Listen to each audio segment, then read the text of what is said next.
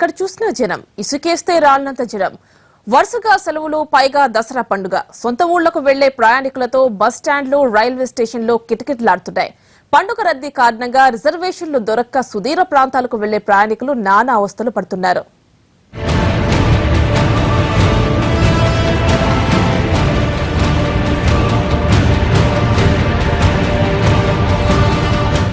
ఇది పరిస్థితి. రైల్వే స్టేషన్లు, బస్ స్టాండ్లు ప్రయాణికులతో నిండిపోయాయి. దసరాను సొంతూళ్లలో జరుపుకునేందుకు పట్టణవాసులంతా చివరి నిమిషంలో ఉరకలు పరుగులు పెట్టారు.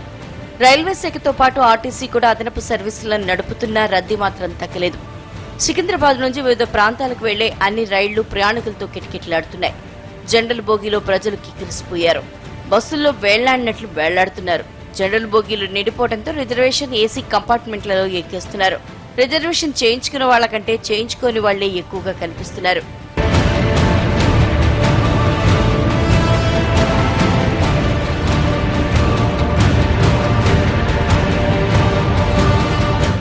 వీకెండ్ రద్దీకి దసరా తోడవడంతో ప్రయాణికులు తీవ్ర ఇబ్బందులు పడుతున్నారు. దసరా కోసం ప్రత్యేకంగా కేటాయించిన బస్సు, రైలు సర్వీసులు ఉన్నాయి. హౌస్ఫుల్ గా నడుస్తున్నాయి. మరోవైపు రవాణా సంస్థలు కూడా రద్దీని క్యాష్ చేసుకుంటున్నాయి. టికెట్ ధరలను అమాంతం పెంచేశాయి. రైల్వే స్టేషన్లో ప్లాట్ఫామ్ టికెట్ ధర కూడా రెట్టింపైపోయింది.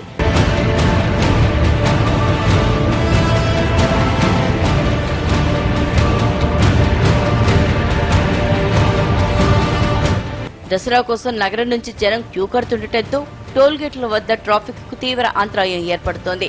హైదరాబాద్ నుంచి విజయవాడ వెళ్లే మార్గంలో టోల్గేట్ల వద్ద చాలాసేపు ఇరుక్కోవాల్సి వస్తోంది.